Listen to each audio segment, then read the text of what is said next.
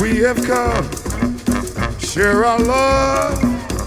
We have come, share our love. We are here, far away. Now's the time, share the day. In the night, when you're cold, hold my hand, I'll make it gold. In the morning, when it's sad, be with me, I'll make it glad. We have come, share the day. We have come every way. From a long time, way back when, no one understood us back then. We have come from New Orleans. We have come to change the scene. We have come, yeah. The purpose of this study is to highlight the cross-cultural and transnational aspects of community music theory and practice. Much of community music theory and practice rides on the premise that music making is a human right and should be accessible to all. As such, community music practitioners take on a variety and diversity of musics in their repertoire and aim to show respect for the cultural property of a given locality and/or community. This study showcases such a community music project as it traces the formation and 30-year history of Wolfi Schlick's Express Brass Band, the big sister of all German brass bands, and Munich's original free jazz and New Orleans-style ensemble. What I discovered during my rehearsal visit with the band, informal conversations with band members, and formal interview with founder Wolfi Schlick is that musical crossovers and mutations provide an alternative means for cultural communication as it builds bridges across social, political, racial, and ethnic divides. In this sense, community music theory explodes with real-life applications and is helping create a vibrant, nurturing, balanced, and joyful world in spite of the ills that plague society. Transnational might be a problematic term to employ in this instance. I'm not sure. Further research will have to happen before I'm fully satisfied I'm on the right track. However, I'm pulling the term from Nina Glick-Schiller, who defines transnational migration as those persons who, having migrated from one nation-state to another, live their lives across borders, participating simultaneously in social relations that embed them in more than one nation-state. I think there is a correlation when I substitute persons with music to show how music migratory patterns fits this description and how community music in particular pushes these boundaries and is helping reframe musical identities. Eclectic, communal, spiritual, political, artistic, free, funky, sentimental, festive, whimsical, sultry, passionate, radical. These words come to mind not only as I listen and move to the music of Express Brass Band, but also when I think about the message behind and reasons for why community music as a field of study and practice is vital to our world today. Philosophers, music theorists, esoterics, and even modern-day music promoters often position music as a powerful and influential tool, enabling a shift in consciousness. Good music then elevates us, leaving music that is deemed not good in the doghouse, apparently with its listeners unknowingly or unwittingly dancing to their own demise. I think what is perhaps forgotten or purposely ignored due to our propensity to either revere or denigrate that which lies outside of ourselves is that it is not the music that creates a change in consciousness. It is the music makers, those who come together to sing, to play and dance, who propel new ways of thinking and living. It is in the movement of people that the movement of music happens. When Higgins describes the Commission for Community Music Activity and discusses the global expression of community music, highlighting its networks around the world, he is illustrating the expansion and transnational migration of musicking and the crossing and leveling of borders. If musicking is a verb suggesting movement, then music is a traveling participle, an activity that transcends time, space, and walls. As music travels and gains momentum, it adds new sound bites to its bag, and musical mutations and permutations occur. The one uni-verse song, then, as universal music enthusiasts like peddling, is not one song at all, but pluralities of tunes that attest to an existence of human activity fraught with hatred, greed, and war, yet bubbling over with hope, birth, happiness, and love. As this great duality finds a musical voice, there cannot help but be crossovers and mutation, for it is the theme and variations of life where common ground is found. This is where CMA's vision statement hits home, as it recognizes that community music activities do more than involve people in music making. They provide opportunities to construct personal and communal expressions of artistic, social, political, and cultural concerns. It is these concerns that are universal and find their expressions through music. And as music travels, it brings these sounds and stories to people. Even if a person has never been to a particular geographical location, music from that locale may resonate deeply within them, so that they are pulled physically, spiritually, and emotionally into this sound, so that they cannot help but identify with and embody the sound and stories of that music. As these sound bites are unpacked via musicking, they become alive and meaningful to its participants. I became more aware of this phenomenon as I listened to and observed the work of Wolfi Schlick and his Express Brass Band. EBB was a featured ensemble during the 2015 Community Music in Theory and Practice International Conference held in Munich, Germany, from 12 November through 14 November 2015, where I was a delegate. As a result, I was able to observe EBB on 2 occasions and will speak to these in this mini-study. The first was opening night of the conference at the Hochschule München, and on Saturday in the closing ceremonies at the Gasteig's Black Box Theater, home of the Munich Philharmonic. There, they performed under the name of Community Music Orchestra. 3 years ago, when I was an attendee at this conference, I recall hearing EBB. When I heard they were performing for the opening night of this conference, my ear immediately went back to that night 3 years ago, and suddenly their sound and energy ran through my body. Hearing them again was like listening to an old friend and picking up where you left off, regardless of years spent away. The unassuming nature of EBB members and the openness and congenial warmth of Wolfi Schlick add an air of authenticity to the group dynamic. I later learned through observations, discussion, and an interview that EBB, like any group, has its tensions and hierarchies. Yet its members show a sense of loyalty and dedication to each other, to the music, and to the music-making experience with one another, which speaks volumes to the facilitation and leadership skills of its founder. Interestingly enough, Wolfi Schlick troubles over even defining EBB as a community music ensemble. Citing some of the same dichotomies we've discovered in our weekly seminar, such as professional versus amateur, access versus non-access based on musical abilities, true group democracy versus a single decision maker, Schlick says, "We, EBB, are not a classic community musing." I thought this was a very interesting choice in words because it further complicates defining what community music is or is not. However, as the interview, discussions, and observations continued over the days to come, it became clear that EBB is, as Alicia Banfi Hall, wife of an EBB drummer and director of the Munich Community Music Action Research Group, said in her introduction of EBB, "From all the ensembles I know of here in Munich, the Express Brass Band is the most community music oriented." Formed in 1990 by Wolfi Schlick, EBB is a 25-member community music ensemble that blends soul, funk, and Afrobeat with a New Orleans style and sound.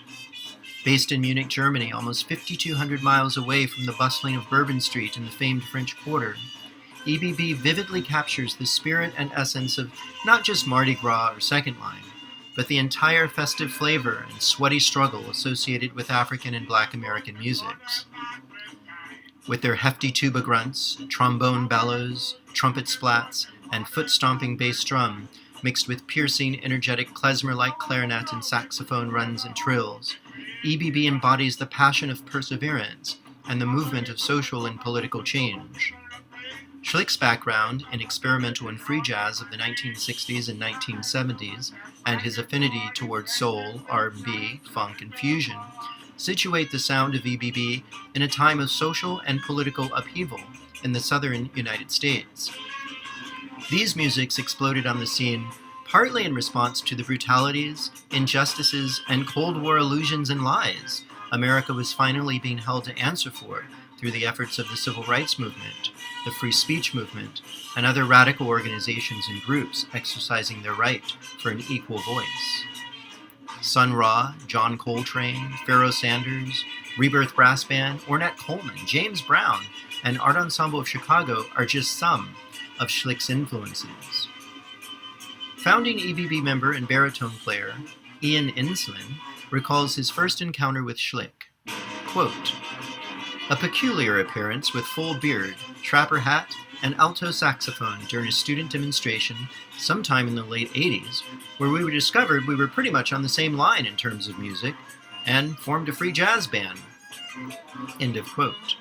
The jazz band, by the name of La Wam, or Noise, played music completely improvised without themes or arrangements for happenings at Munich's Art Academy or performances of the art group Caduta Sassi. In 2001, longtime EBB member and tenor sax player Michele Lorenzini set up EBB's first Italian tour in Milan, where they were invited to a Sambata, a big convention of the Italian street music scene.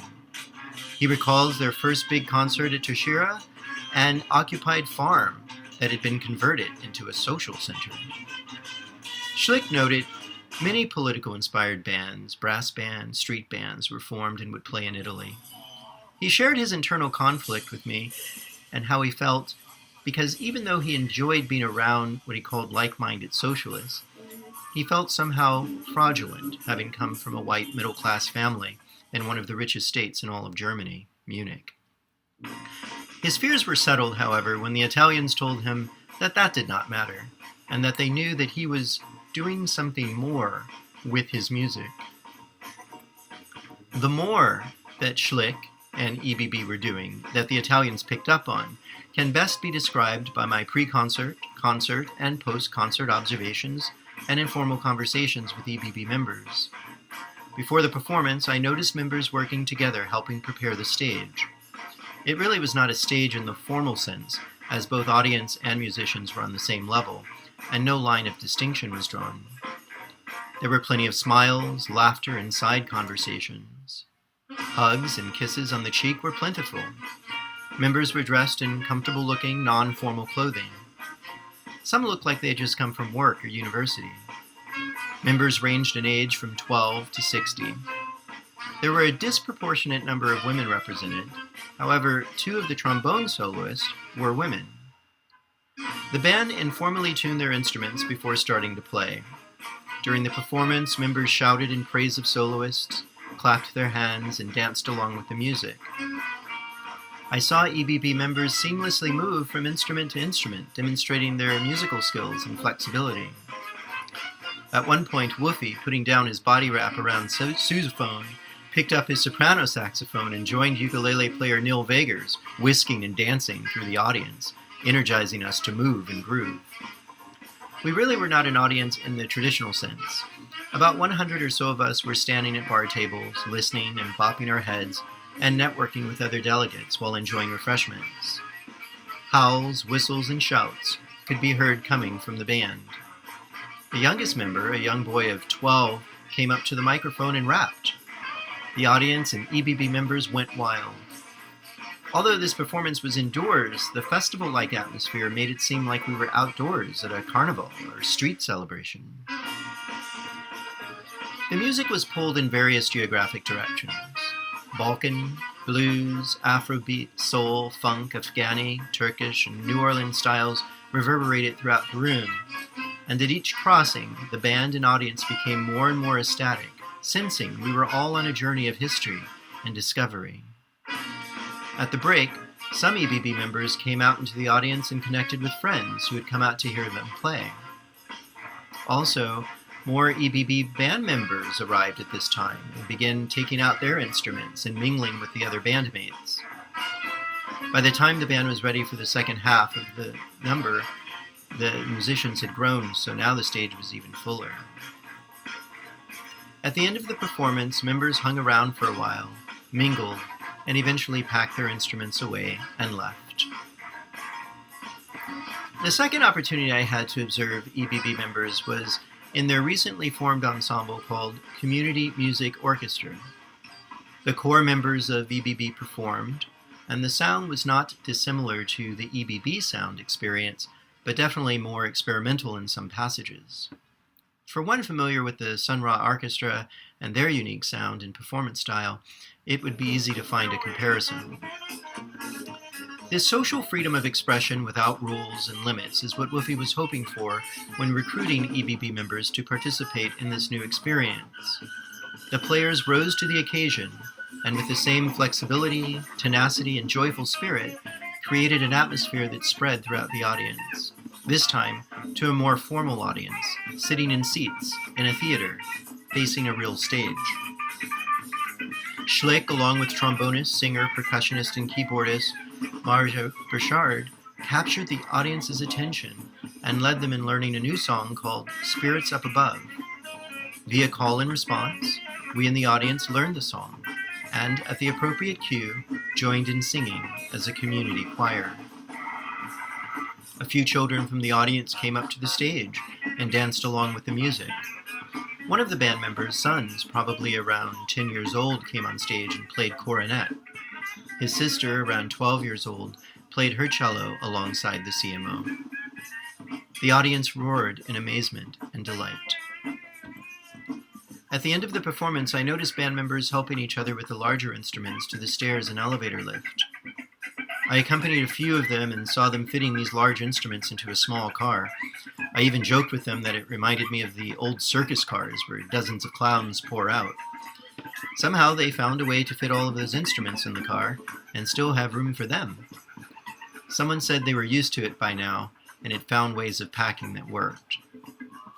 Afterwards, we strolled down the cobblestone street and had dinner at an Italian restaurant where lively conversations about the gig occurred. Members expressed pleasure in the performance and talked about future dates together. Food was passed and shared, and wine poured freely. Many were interested in my presence there, and we talked about my work, and I told them about the community music seminar I'm taking at university. Since this was a community music conference, it was not so strange that I should be there and be interested in them, not like the Old Man's Jazz Band, where clearly we were observers.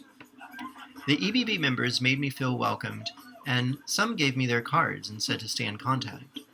One member, Mazel Meyer, a percussionist and guitar player, mentioned a side project he's working on called Karaba, and an upcoming tour with Marja to Morocco. Mazel, also a gifted instrument maker, showed me a bass flute-like instrument he had recently made out of PVC tube. For just a few euros, these could be used in classrooms with kids, we discussed.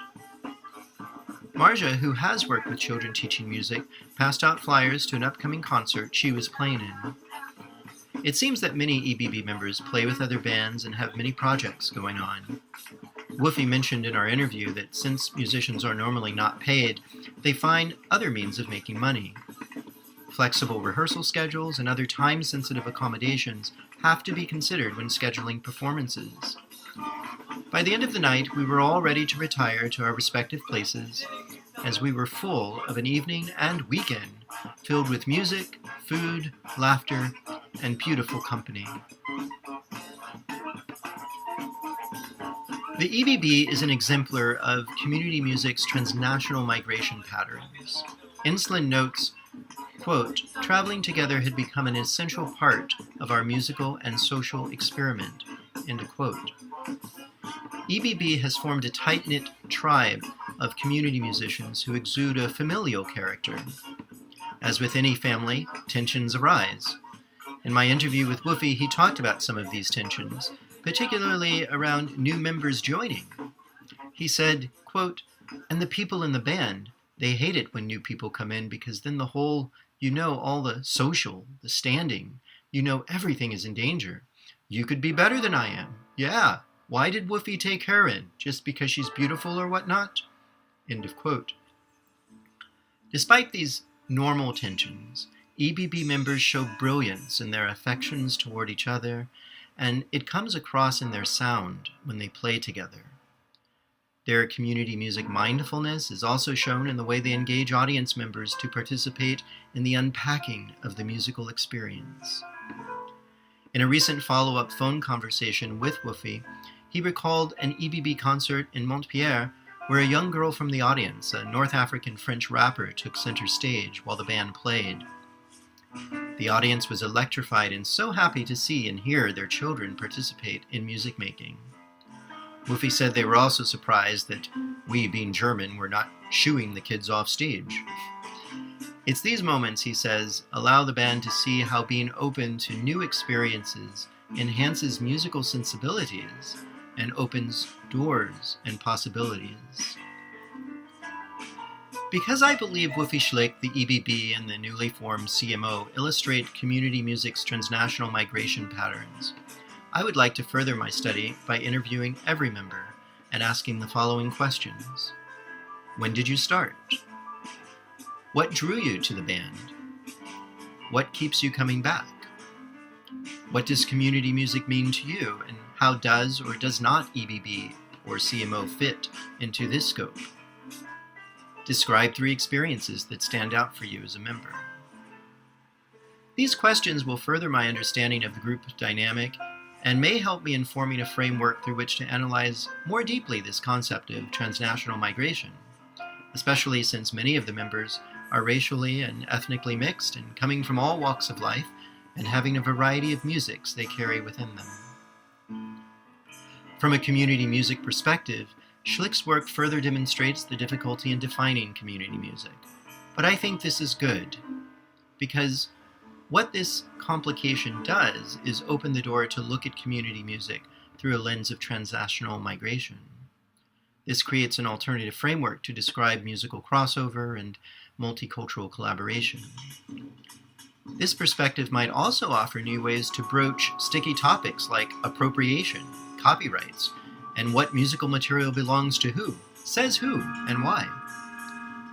How Schlick pulls in and navigates such diverse musics and musicians can be a model for music educators looking to diversify their repertoire, while also highlighting music's place alongside history, for example, social justice causes and political movements. I also think that community music practitioners and university music departments might do well to think about putting together an international community music festival, showcasing groups like EBB. Masterclasses, workshops, and concerts could illuminate community music theory and practice by providing vivid examples of community music in action. Music was never meant to sit idly by on a page, nor, when lifted from the page, was it meant to take us out of this world into some mystical otherworldly place. Music gives us an opportunity to firmly plant our feet in the realities of life's struggles, and as necessary stomp out the isms that divide through song and dance and acts of musicking. It is the universality of the human experiences that causes Big Mama Thornton to say, white or black, rich or poor, if you've ever had your heart broken, you have a right to sing the blues. In this sense, community music theory and practice is leading the way to a 21st century understanding of what world music really is. And a band like the Express Brass Band, big sister of all German brass bands, is a perfect example of music's transnational migration.